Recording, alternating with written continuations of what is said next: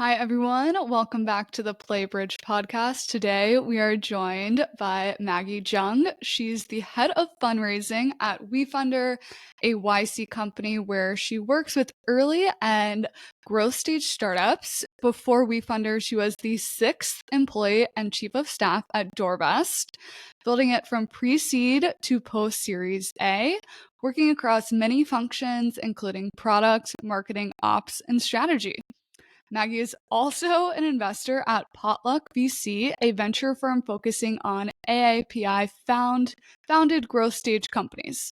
Maggie and I originally met on TikTok, as I meet all my new friends these days, and we recently got to meet in person, I think about like 2 weeks ago, for a little afternoon beach walk in Santa Monica. So excited to finally have you on the show and can't wait to share your story with our listeners. Yeah, excited to be here. Amazing. So let's dive right into your current role at WeFunder. Can you just start off by sharing what is WeFunder, and then also why did you pursue an opportunity to work at that company? Yeah, so I think it definitely is helpful to explain what WeFunder is. So essentially, the traditional way people invest in private companies, so companies who haven't IPO'd, is you can't. Because you have to be an accredited investor, which is something that is just a compliant issue where essentially to be an accredited investor, you have to have a net worth of over $1 million, make over, I believe it's like 250K annually for the past 2 years, or pass your series, I think 6 and 75 tests. So these are all like financial licensing tests. And all of this is essentially to prove that you are responsible enough with your money to invest in private companies because they're very risky. What this also means is that most people are not qualified to invest in private companies because most people aren't millionaires or have their financial licenses. And so, one, it can be very restrictive, but also these normal people are missing out on a huge opportunity to build wealth. Where if you had invested, even $1,000 into Uber, you would have made a ton of money when they exited or IPO'd. So what WeFunder does is essentially we are opening up access to invest into these private companies to everyone. You don't have to be accredited to invest in companies on WeFunder. And the way it works is through a law called, it's through something called the Jobs Act, which basically allows for private companies to crowdfund their money. And but you have to do it through one of these registered platforms. So WeFunder was the first one in this industry to offer it. So I guess you can think of it as Kickstarter, but when you invest, let's say $100, you're not just giving it away. You actually become a part owner or you are granted shares in that company so that when they do grow, your investment grows with them. And so eventually, if they ever exit, then you would benefit from that. And we have had some people become millionaires through their investments on the platform. So that's what WeFunder does. Now, what I do at WeFunder is the normal way that founders fundraise is you just hit up your network, get as many intros to venture capitalists, angel investors, rich people as you can, and then you meet with them one-on-one over a series of months to raise your millions of dollars. Now on WeFunder, you partially do that, but also you need to run it almost like a marketing campaign because you are engaging your community, right? Like it's very rare for strangers to just put money into your campaign. So you need visibility. You need to get people who know you to invest. So let's say you're a very, very popular AI note-taking tool, right? Probably lots of people use you for school or for work. And so you should run an email marketing campaign towards that audience to get them to invest and get them to know that they can become shareholders in this company whose product that they use all the time. Another is, so I help on the fundraising side of that because prior to WeFunder, I ran my past company's campaign on WeFunder, and it was a very challenging experience because the platform and the product is very good. WeFunder itself is a very product-first company, but what that means is sometimes the user experience from a personal aspect is a little bit lacking. And so we had a lot of founders wanting to do this using our platform and then giving this feedback that I didn't know how to do it because no one was showing me how. And so I joined WeFunder to build out this team to work with founders on WeFunder, make sure that they're successful and that they are running successful campaigns and they feel taken care of. And that's what I do. So cool. So when you were running the Doorvest campaign, what were some of like the biggest pain points that you saw? And then how are you helping solve those now in your current role? Yeah, I think the biggest pain points was one, it's a bit of a confusing process because almost everyone, it's their first time doing any sort of campaign like this. Um, the trouble with this industry is because it's highly regulated, what you can or can't do relies heavily on how quickly the law changes. And so our CEO, Nick, actually has personally lobbied Congress to get these laws changed.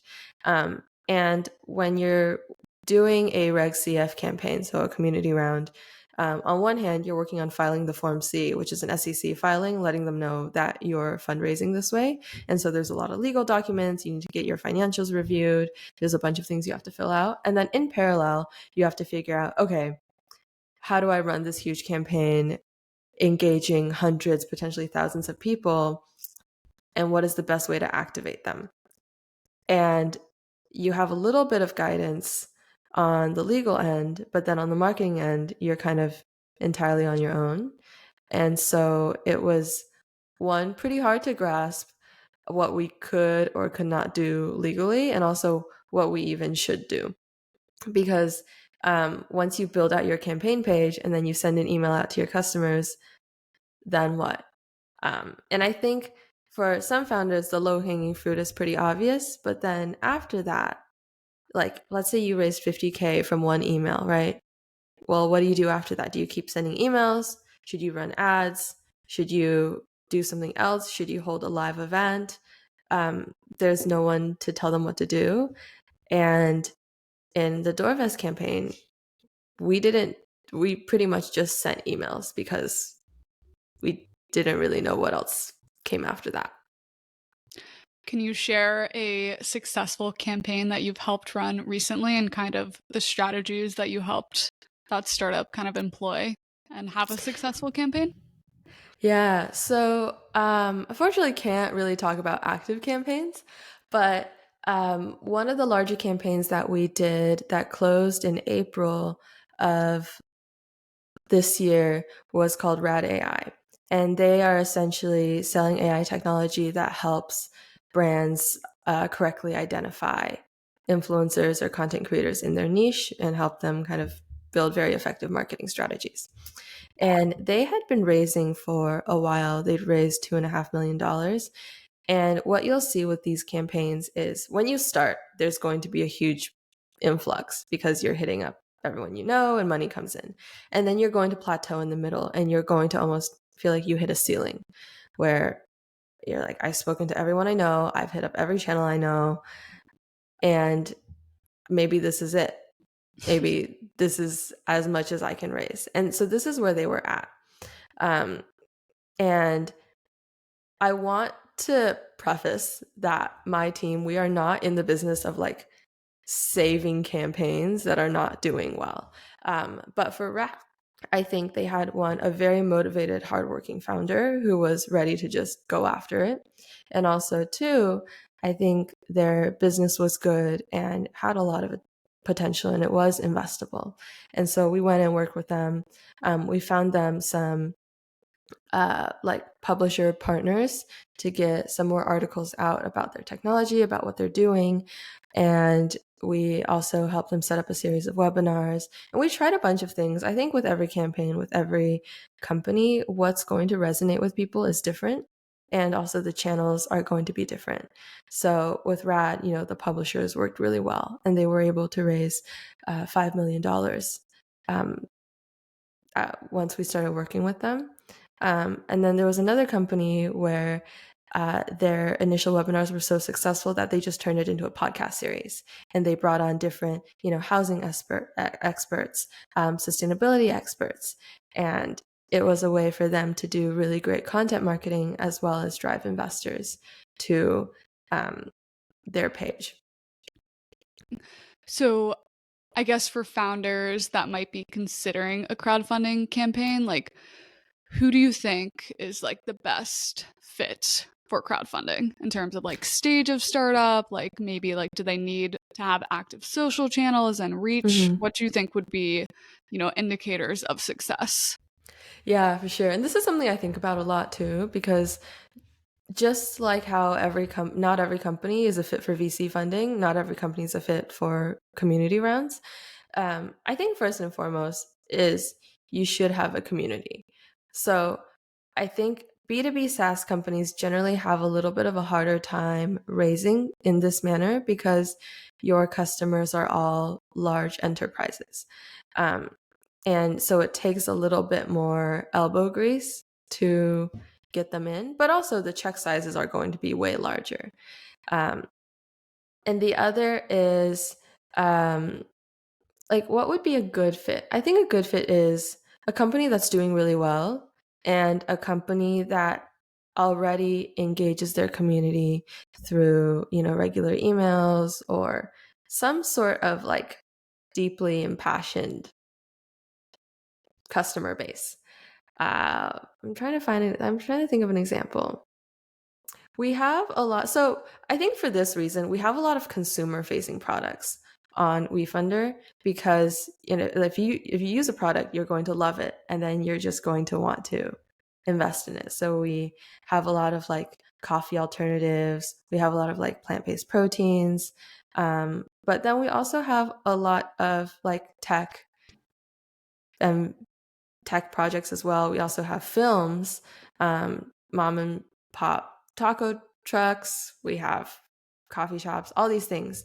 But first of all, I think you do have to have a community, and you should not do a community round as like a last resort to save your business, because people are not trying to invest if you're not doing well anyway.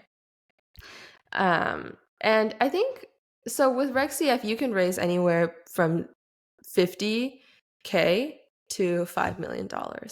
And so most suitable companies would be if you're raising for your seed or pre-seed, or if you're carving out some allocation in your Series A, B, or C as a pure community play. Some examples. So Doorvest, we raised our Series A. It was like $13 million. And then we raised about $250K on WeFunder so that our customers could invest. So relatively not a huge amount of money, but it helped a ton with buy-in. And after that, a lot of our customers were much more forthcoming with feedback and flagging issues with us because they felt this huge sense of ownership. And another is like, for example, Substack, right?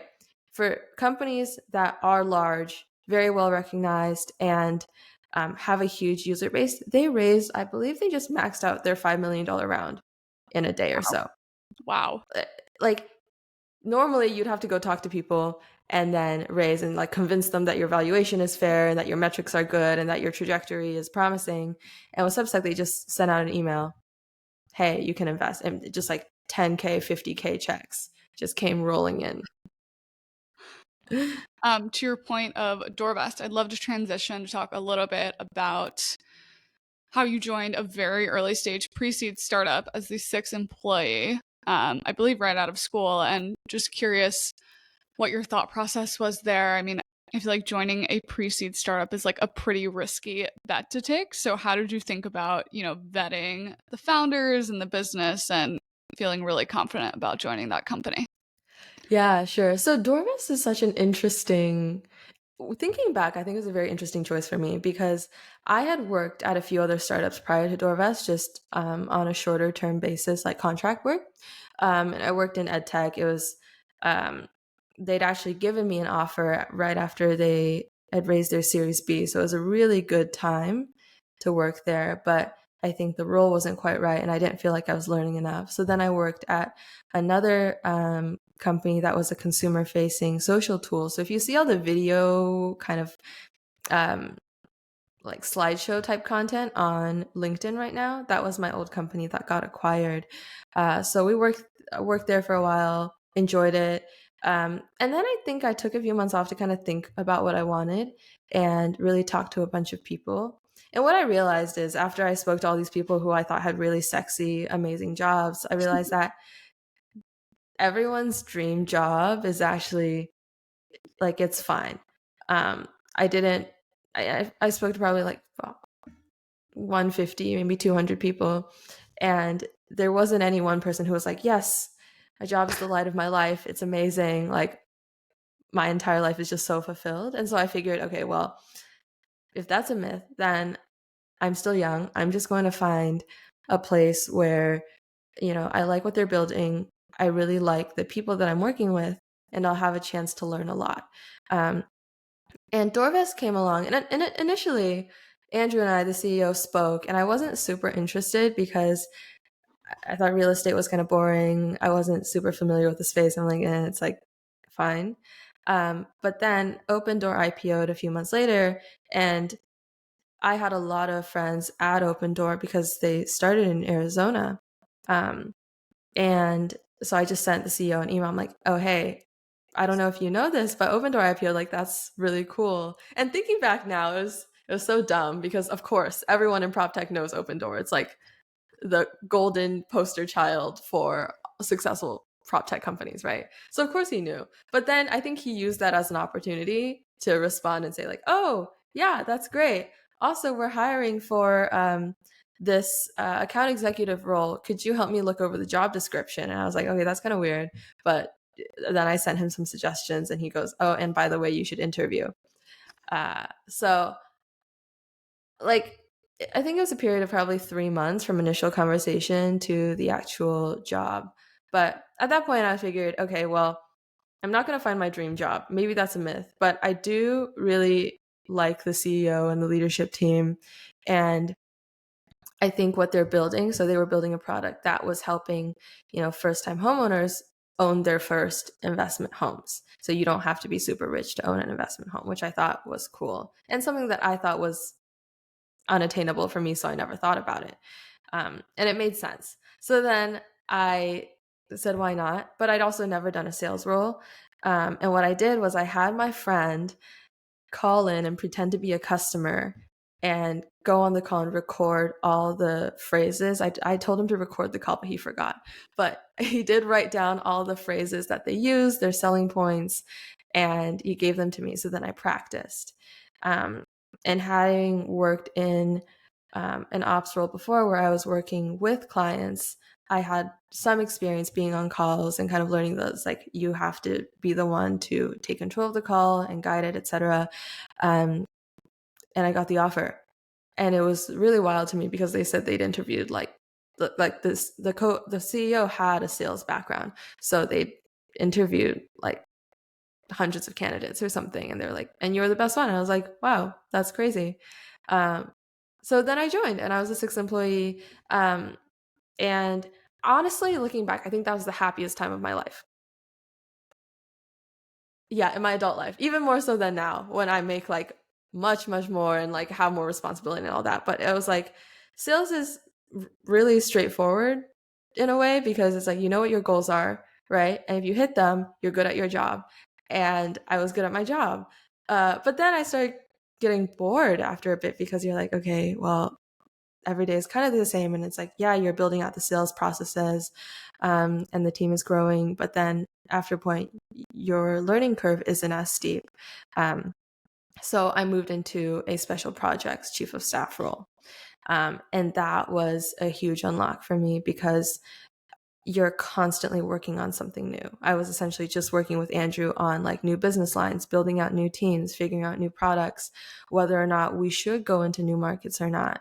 And so I never really felt super good at my job because it was always something different and new, but I did learn a ton, and it gave me a lot of opportunities that I never would have had if I had stayed in a more traditional role. Totally agree. I worked at an early stage prop tech. We've talked about this, and like, you just learn so much getting in early at these companies. I love every part of the strategy that you took in interviewing for Doorvest. That is amazing. How did you originally find out about the company? And then also, you were there pre-seed until what series? Series, I'd say almost Series B, because we were going to raise and then we had a few term sheets pulled. So like post Series A, essentially. What were like some of the biggest learnings from that early in the business to Series B? Because it changes a lot over those few years. Yeah. Yeah. I definitely think the vibe of working at the company changes once the team grows much larger, because when it's just 5 or 6 people, you really are just friends and you're all just hanging out and everyone can like overshare in meetings and like talk about their feelings and all these things. And then as the team grows, I think we grew from 6 to 60 or 70 within a year and a half. And so we 10x'd in size. And at that point, there are moments where you're like, I'm at work and this is a workplace.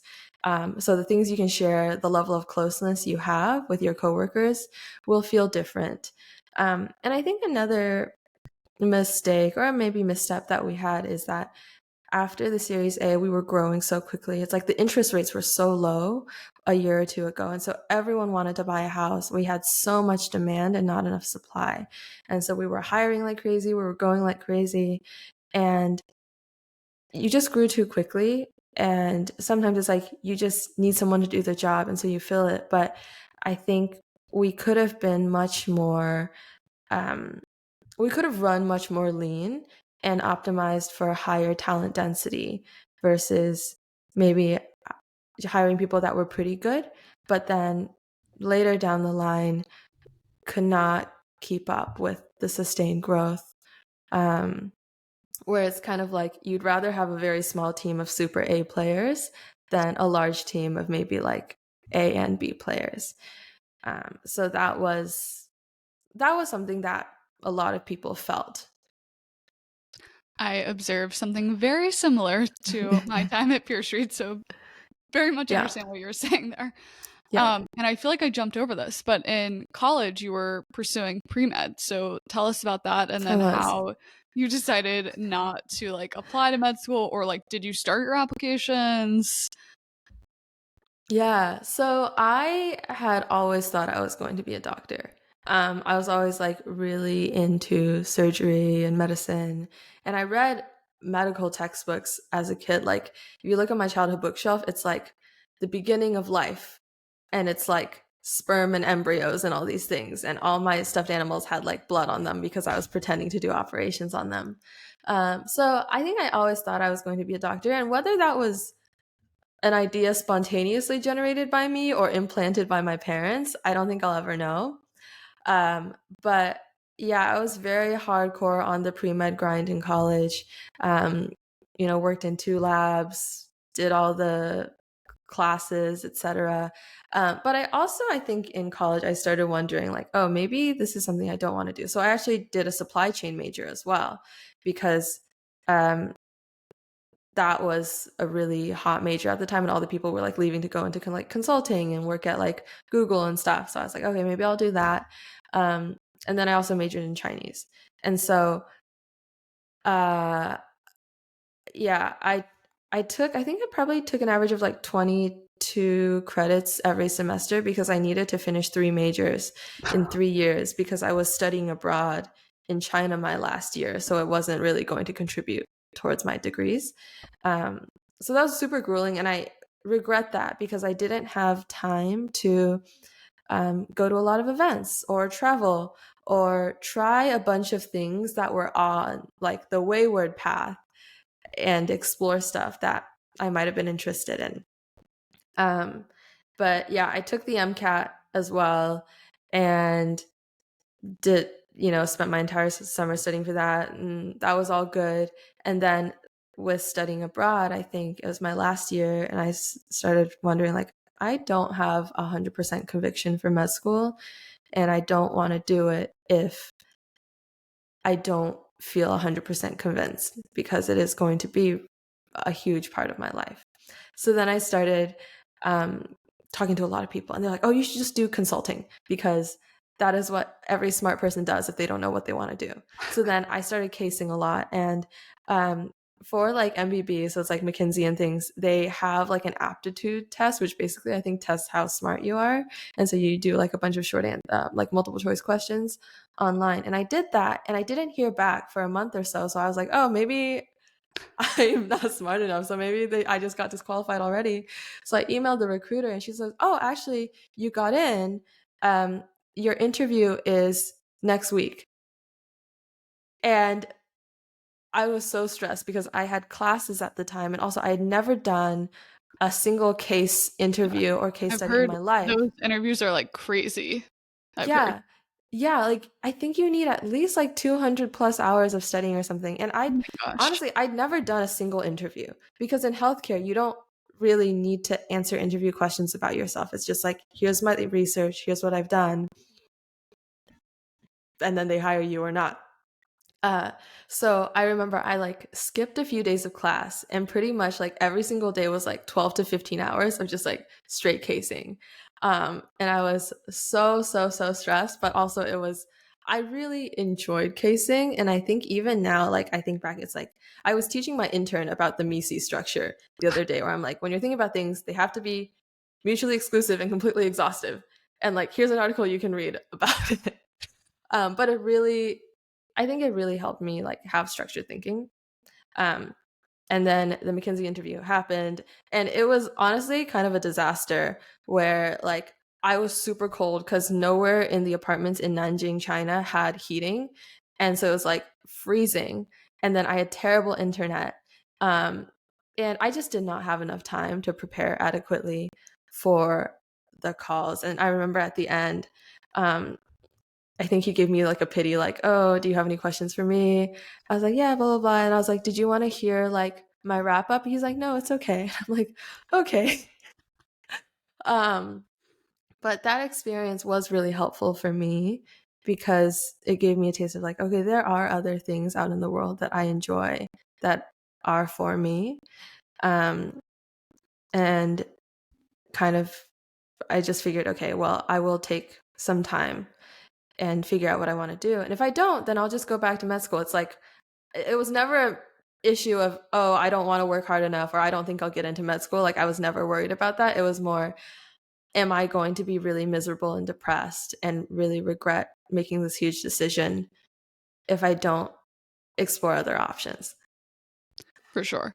One, I perform bad in normal interviews, so it's just impressive that you can even get through a McKinsey interview. So kudos to you. And two, my sister literally just started at Wake Forest Medical School, and it's like if you don't really, really want to be there, like you're just gonna have like a pretty miserable time because it's Yeah. a huge like long-term commitment. So Yeah. I think that's, good that you made the decision on before jumping into that crazy journey. Moving to your digital brand, you've done an amazing job on TikTok. Why and how did you originally start creating content on the platform? Yeah. So I think initially I did a little bit of it like super early COVID just for fun. And then I didn't pick it back up again. But then last year I started picking it back up again because I noticed there was a lot of people making content on big tech. So like working at Facebook or like Google and really glamorizing the whole working in tech lifestyle. And I felt like there was this misimpression that people had of people who work in tech because we work in tech and our lives are very different. And working at a startup is also very, very different from maybe like the glamorous, like high pay life of an engineer at a FANG company. And for me, startups have been a huge unlock for me in terms of like growth and learning and like even understanding myself. And I felt like there was very little information out there about startups because it is not structured and it's not organized and there's no one model that you can fit all startups into. But I did want to share about that and kind of portray like my experience of working in tech outside of large companies, which is why I started. And now I think it's shifted into a little bit more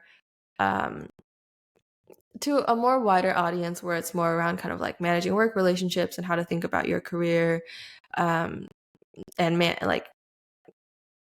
navigate kind of just being in a workplace, because I don't know if the kind of people that are super interested in startups are on TikTok. I think TikTok, it's like short attention span, something easy to digest, like all the nuance.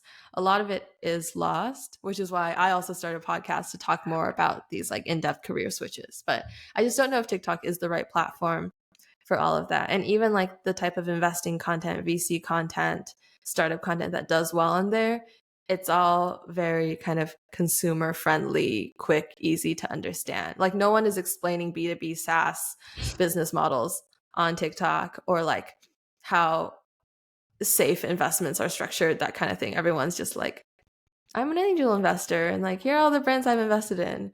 And a lot of them are all consumer brands, which is also very different from like what traditional venture investing does. Yes. Well, that's why we need you on TikTok to explain all those things. But to your point, it is hard to make it fun. And I am trying to think a lot about that as I start learning from Nicole and am more on the investing side. So hopefully we can both be part of bringing more of that education to the platform. You coined the term broke angel on TikTok. So explain what that means and share a little bit about your own angel investing journey. Yeah, of course. So the term broke angel is, I think, maybe a misnomer, because obviously if you have enough disposable income to be angel investing, you are not broke, right? You probably have like a decent salary, but you're definitely like not outrageously wealthy by any means. So it's like, I'm not a millionaire, right? But I think if you are like, founders will accept your investment for certain reasons, whether it's like you're a friend or you're a strategic investor. So maybe if someone wanted to leverage like my TikTok community, or they wanted my expertise on fundraising or prop tech, then they would accept like a small $1,000 check from me. So I think like broke angel checks are honestly like 1K to 5K. Not large, it's more symbolic, but it is a show of like support. I believe in you. And also like I have buy-in now. So that's what I mean by broke angel. And I joke about it because I think now there's a lot of people who through tech or through other jobs have become like Henrys, right? It's like you're high earners, but you're not rich yet, but you do have a few K to invest into companies you believe in. And also with WeFunder, which is the space I work in now, it's like you can be a broke angel for $100, right? So you can do all of that. And I do think it is a good way to just get involved. If you want to learn about angel investing, it's the easiest way to just learn a lot for the lowest amount of money. I think, I forgot who it was, but someone wrote an article about investing via these platforms where you will get the most learning per dollar spent. Because if you're investing directly onto a company, like honestly, I think 1,000 is the minimum you could invest. But you're still writing $1,000, right? Well, we fund for $1,000 total. And, it's like their financials are on there, their deck is on there. You won't have as much founder face time, but you will still get a lot of the other details that matter. And I think when you're starting out, then it's really good. So I like being a broke angel. Like you can stay involved, you can work with founders, it's fun. And you get to see the companies that you really believe in grow. And that's a great experience too. So obviously startups are very risky, like 90% fail. And obviously that gets de-risked as you go on by stage. But how do you think about de-risking your angel investments? Yeah, I think the key is you just have to, it's hard to predict. I don't really think too much on, oh, is this going to be a unicorn investment for me? Because it's like investors way smarter and way more experienced than me have made investments that have failed as well. And so for me, I more think like, is this a product that I think makes sense in the world? Is it something that I believe in? And also, do I think the founders are good? And I think to me, that is the biggest question. Is like, do I think the founders are good? And sometimes even if it's like, oh, I don't know if I really get the whole business plan, or it's like, I'm not like fully convinced, but I know that the team is super smart and like hustles really hard and just like gets stuff done, I will sometimes still invest, maybe just a smaller amount, because it's like maybe they know something I don't. But what I do know is that I really believe in these people. And then I think you have to make multiple investments. Like you can't count on just one to make it, but you just have to invest like, 10 plus, diversify, right? And then it's kind of out of your hands. So you're doing so much, we haven't even touched on Potluck Ventures. So tell us about your role there and a little bit about the fund. Yeah, so Potluck Ventures is a solo GP fund started by Eric Lim, who worked at Fifth Wall and a few other venture firms, also has a background in private equity. And he's focused on like AAPI founded growth stage companies. So these are companies that are usually Series B and beyond. And he has a focus on like B2B SaaS, prop tech. So some industries that I'm familiar with, but also my focus was so much on like pre-seed to Series A, like pretty early stage companies, that I wanted to work on and get a better understanding of growth stage companies, because at that point you have real financials, you have a business model, your projections are more reliable, and so it's a lot more kind of like metrics based versus like vibes, founder, product market fit based. So that's what I joined Potluck Ventures to learn more on. And so we worked on a few deals together. I think namely it's like Clever Care, which is like Medicare Advantage for AAPI community. And they did really well. And so we did a few deals together, diligence, and it was so interesting seeing the questions that Eric asked, because they're so different from the questions that you would ask for an early stage company. So that was really great. What are some of those different questions?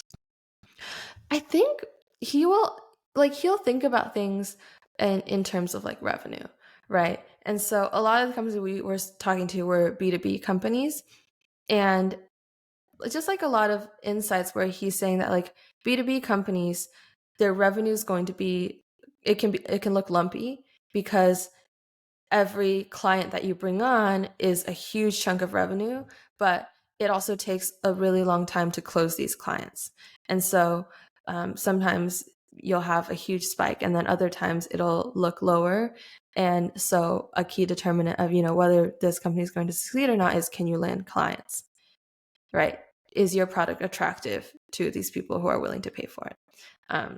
And while that might seem obvious, it was just something that I just never really thought about. I feel like, and I have not gotten any insight into the growth stage investing. It seems quite different, to your point, from very early stage. And I feel like I hear a lot that in growth stage, you need more of like an investment banking or a PE background, or at least that seems like in the hiring process from what I gauge. That's what a lot of the bigger funds are looking for. Do you think that is true? Like, does Eric have a background in that space at all, or what have you found? Yeah, so Eric's background is private equity. So very heavy finance background. And I do think it's true, where it's like a lot of the deals we assess, it's just like looking at all the numbers, it's like, how are they de-risking? How are they diversifying? How are they expanding? And he would look at, like, do their projections even make sense? Like, are these realistic with the assumptions that they're making? So that was very cool to see and experience. That transitions us perfectly into a new thing that I'm doing this season, which is asking all investors to debunk a startup or VC term of your choice for our listeners. Okay. Has SAFE been done yet? It has not. It's all yours. Okay, so I'll talk about SAFEs. All right, so back to the angel investing topic. The traditional way is when your startup is raising money, you're doing a price round, which means that there is a value assigned to your company. So let's say your company you're raising money and you're like, we are raising at $60 million and this is what my company is worth, right? Now, what if you need to raise money in between these price rounds? Because price rounds are time consuming, they're expensive, you rack up a lot in lawyer fees, and they're usually larger. And so sometimes you need money before you can justify doing another huge, large round. So maybe you only want to raise like 200K in between, like a bridge round, right? So it doesn't make sense for you to do another price round. So most people will raise on something called a SAFE, which stands for Simple Agreement for Future Equity. And what this means is you invest money on a SAFE, and what it is you're like, I'm giving you money, and next time you do a price round, I will get equity. So you don't actually get equity immediately. And also, it is a way of kind of kicking of like the company not needing to determine their valuation just yet. And so there are a few things where there will be a valuation cap, which is kind of protects the investor, because the higher your company is valued, the less shares you get, right? And so sometimes the SAFE will have a cap saying like the max value that our company can have is, let's say, like $80 million. And if their actual price round is 100 mil, you will still get your shares as if the company was valued at $80 million. So it kind of protects you and it rewards you for being an earlier investor. And I recently learned that VCs hate uncapped safes. So putting that out there in the ecosystem so everyone can take that away from this podcast. And then moving on to my favorite question, can you share a female founder, investor, or leader who inspires you and a little bit about why? Yes. Female founder. Okay. I've mentioned this a few times to you, but I'm just going to plug it again. Where a company and a female founder that I've really enjoyed working with lately is called Throne Labs. So they are building smart public bathrooms for US and maybe eventually like elsewhere too. But their co-founder is called Jess Heinzelman, and she was former Meta, worked across a bunch of things, but really hardworking, creative, smart, and kind of just has like a super go-getter attitude about everything, and also just like very positive. And I think with founders, sometimes it's very easy to have like a very like nihilistic, kind of negative or like short attitude, because the world is bringing you down. It is very hard being a founder. And I think working with her always just like gives me a lot of energy. And she is great. And I think what they're building is really awesome. They actually launch in LA next week in October. So you might see them popping around in the city. They can be wrapped in like local artists' artwork, and the inside of it looks like a fancy porta potty, but the inside looks just like a luxury bathroom. It's like porcelain toilet, automatic sink, the works. I'm excited to try them myself, but I just think like better public infrastructure is so needed for the US. And it's really hard because you have all sorts of logistics, and working with hardware is challenging, and it's capital intensive. So it's a hard problem that not a people want to tackle, but they're doing it because it's needed and it's necessary, and like the hard problems are usually the ones that are worth it to solve. We need this in literally every city. And she chose LA, right? Because the Olympics are going to be here in a few years. So they're launched in DC, and they will also be launching in New York City very soon with the Department of Transportation. And then they're working with LA and the city. And yeah, LA is working on its public infrastructure because the Olympics are happening in a few years. Yes. Well, I'm thankful for that and for everything that she's doing to put that in place for us. And then finally, where can people connect with you? Yeah, so you can find me on TikTok, Maggie Zheng, Maggizine, and that's my handle for pretty much everywhere except Twitter, where I have an underscore after it. Unfortunately, someone took it, but you can find me there. It happens. Well, thank you so much for joining the show. This was a long time coming, so excited to finally have the conversation. Yeah, thanks for having me.